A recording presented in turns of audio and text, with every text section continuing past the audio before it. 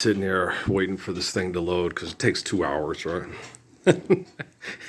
Going through the thought process of that, laughing at that Jennifer Lopez mindfuck from the Poo Poo Nutty. It made me laugh some more. Oh, it's tickled me pink. God, it's funny. Just, oh. And I just started laughing. It was laughing. Then I went and watched the video, and the first part, it's not real funny because it's making me laugh, but it's like an inside joke. And then I start getting into funny, and no, seriously, funny. Things are funny. You just don't get it. I don't think anybody in the Temple Set Illuminati thought it was funny. I don't give a fuck. I did. That's the important part, right? But I was sitting there watching these games, right? And they have these kicker moments, right? These kickers have this opportunity to win this game. It's the biggest kick he's ever had in his life and his whole life. It's like, you have a bunch of wrestling fans in a real big, large building. Okay. There to support commercialism, right?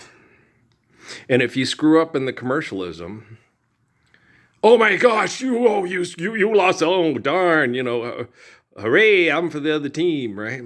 Darn, you just lost the game. You threw the ball in the ring. He made a connection in the other direction. The crowd started shouting out, interjections. Oh, darn, hooray. Or by a comma, when the feeling's not as strong, right? So when you're happy, hooray, or sad, or frightened, eek, or mad. Do you understand? No? Imagine, if you will, going to a place called Fort Huachuca where they invent all the Sam Clancy novels for all this Venom-type propaganda on TV. And then they tell you what you were pretty much aware of your whole life, that you are the dude from the Bible, the Quran, the Book of Mormon, the Torah, and the Abrahamic Bible that helps redeem the Messiah, the prophets, and the apostles, and helps us understand how to live world peace through faithful love. That responsibility, that's not a 64-yard fucking field goal at Ford Field.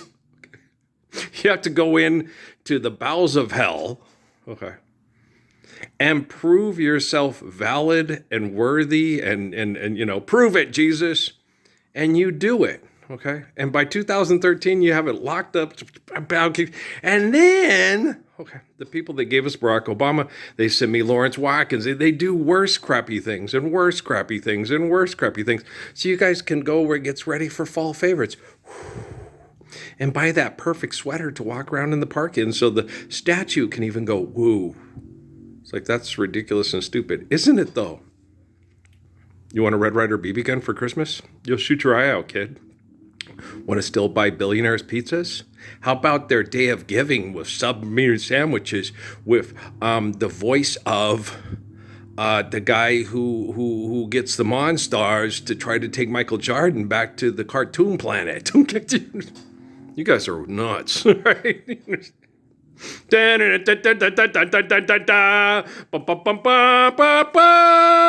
want to be on a commercial now?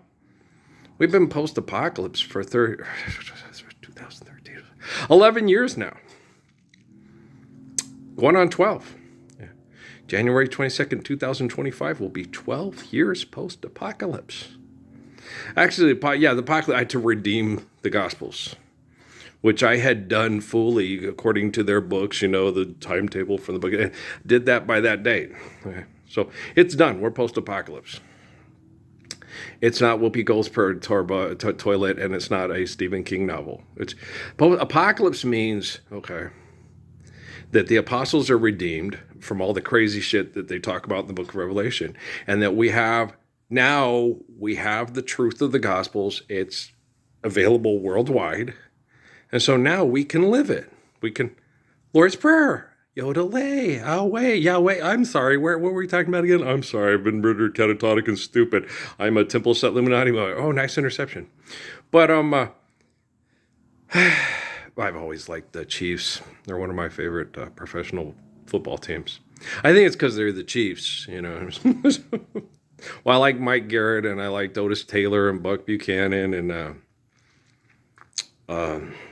Joe Delaney is one of my favorite football players of all time. I think for a lot of people, Joe Delaney's their favorite. Not a lot.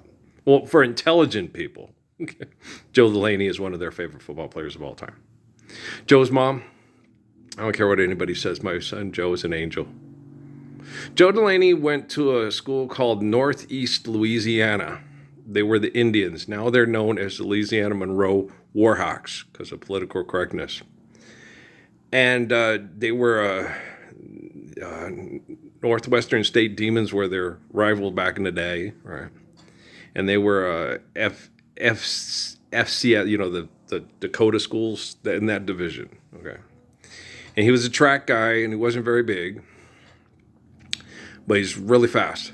Okay? And no one gave him a chance because he was like Larry Rose. He's little and fast. And no one gave him a chance. And he went to the school and he did real well, like Peter Manley at Northern Arizona said, and ended up playing for the Detroit Lions. Doesn't matter where you go, it's what you do while you're there, right?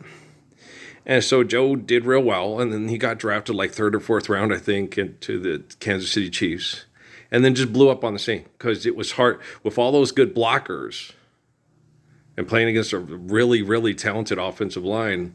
And he was smart in the way he had to do in college to make his runs, even though he was fast, how to translate it. Like I tried to explain to the Hall boys, especially James here in Las Cruces.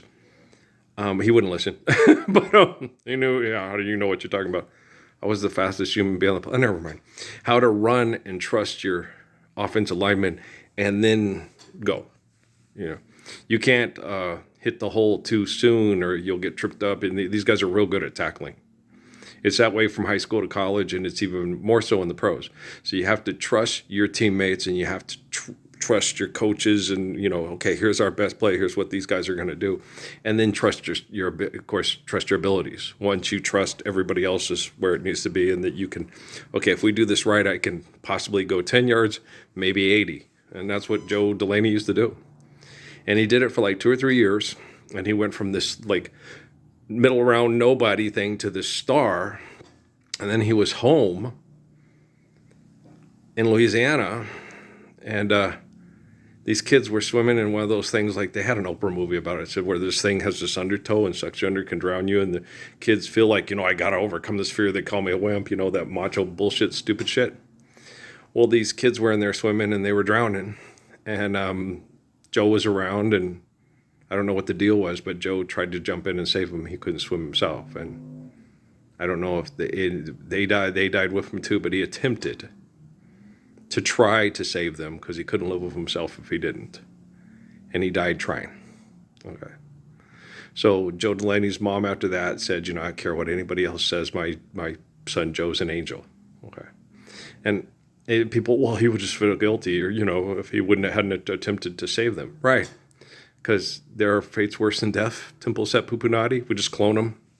Just clone Joe and get his body out of there, take some tissue that's still there, clone him, and then the Chiefs still have their running back. Because they can do that now. Okay. This is Dolly the Lamb. Okay. If Joe Delaney had died that day, they could go clone, and then they'd still have their star running back. Since, hello, Dolly. Yes, hello, Dolly. You're just living in a little world, I can't stop thinking about you, Earl.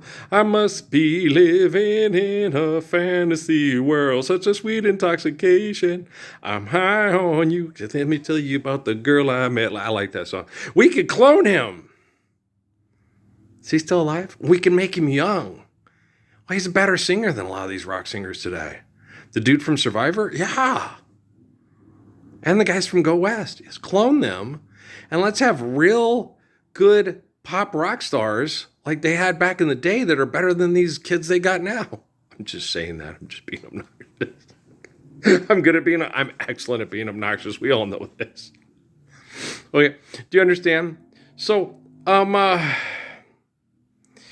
not to be a stupid retard and an idiot and be on a commercial on TV, right?